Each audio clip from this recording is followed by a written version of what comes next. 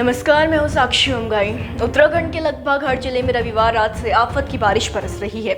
मूसलाधार बारिश से प्रदेश भर में आपदा जैसे हालात बन गए हैं। जहां चमोली के अलग अलग हिस्सों में अतिवृष्टि और बादल फटने से तबाही मच गई है, तो वहीं रुद्रप्रयाग में भी हालत बद से बदतर हो चले हैं। फिक्र की बात यह है कि बरसात के कारण प्रदेश के नदी नाले भी उफान पर आ गए हैं। नंदाग्नि, अलकनंदा और पिंडर नदियों के साथ ही हरिद्वार और ऋषिकेश में गंगा नदी का जल स्तर बढ़ गया है और इन नदियों के साथ ही राज्य के और भी कई नदियां खतरे के निशान से ऊपर बहने लगी हैं। मैदान से लेकर पहाड़ तक मचे त्राहिमाम को देखते हुए प्रशासन ने लोगों से सतर्क रहने की अपील की है और हाई लेवल मीटिंग लेते हुए सूबे के मुख्य ने एसडीआरएफ के भी सभी दलों को 24 घंटे अलर्ट मोड पर रहने के निर्देश दे दिए हैं। लेकिन देखिए, यहाँ पर 3 बड़े सवाल हैं। पहला, मौसम का ये रौद्र रूप आखिर कब शांत होगा? दूसरा, एक बार फिर आसमानी आफत का शिकार बने पहाड़ी राज्य को किसी बेबदल नुकसान से बचाने के लिए अब तक कौन से बड़े फैसले लिए गए हैं? और तीसरा कि आखिर जो नुकसान प्रदेश देख रहा है और हर दफा देखता है, वो सिर्फ कुदरती है या इसके पीछे मानवीय कारण भी दोषी हो सकते हैं? जवाब जानने के लिए रिपोर्ट देखिए।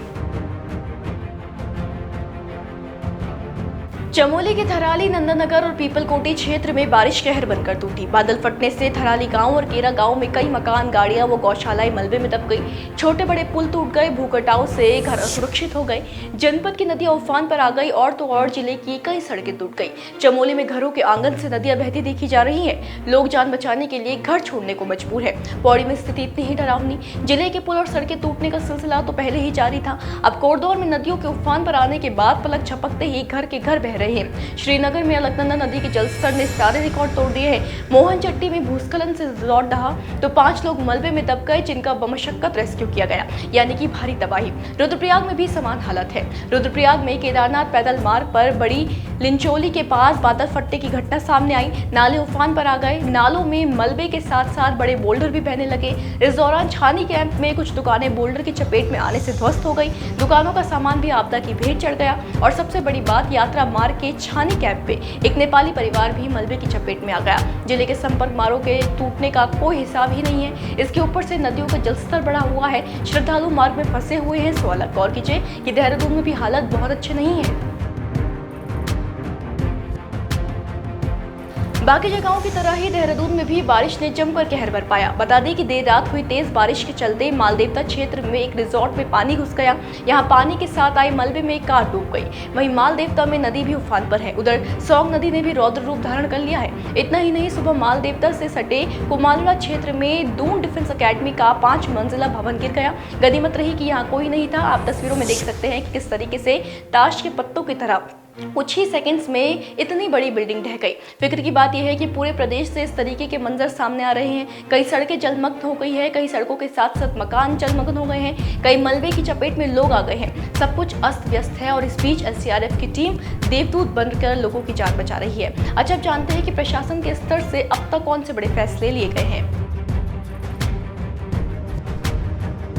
आपकी जानकारी के लिए बता दें कि बारिश से मची तबाही के बाद प्रशासन अलर्ट मोड पर है। नदियों के जलस्तर बढ़ने के बाद तटीय इलाकों के लोगों को सुरक्षित स्थानों पर भेजा गया है। उत्तराखंड से लगते प्रदेश यूपी के निचले इलाकों में सतर्कता बढ़ाई गई है।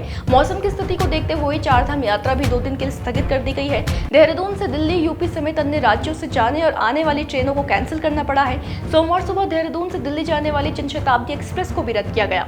सीएम धामी हालातों पर नजर बनाए हुए हैं, क्योंकि मौसम विभाग ने 17 अगस्त तक भारी बारिश की चेतावनी जारी की है। इसलिए पूरे सिस्टम को अलर्ट पर रखा गया है। जाते जाते वो अहम सवाल कि आखिर इतना नुकसान किसकी गलती है। देखिए, इस बात में कोई दोराहे नहीं है कि कुदरत समय समय पर अपने तेवर तलब करती है, लेकिन हाँ, मानना यह भी होगा कि खनन, पहाड़ों पर हो रहा अंधाधुंध अव्यवस्थित विकास, बिना मानकों के पहाड़ों पर घर बनाना, पहाड़ की क्षमता से अधिक होटलों का निर्माण, नदियों के किनारे घर या बड़ी बड़ी इमारतें खड़ी कर देना, अव्यवस्थित ड्रेनेज सिस्टम, कहीं न कहीं तबाही रोक न पाने के लिए ये चीजें भी बराबर के जिम्मेदार हैं। हिमाचल हो या उत्तराखंड, रह रहकर ये राज्य प्रकृति का प्रकोप झेल रहे हैं। हम सब उम्मीद ही कर सकते हैं कि इन राज्यों के पारिस्थितिकी तंत्र को इतना भी न छेड़ा जाए कि खुद ही आपदा को निमंत्रण पहुंच जाए। इसी आशा के साथ आपसे विदा लेते हैं। फिर हाजिर होंगे, बने रहे देवभूमि इनसाइडर के साथ। आज ही डाउनलोड करें देवभूमि इनसाइडर ऐप।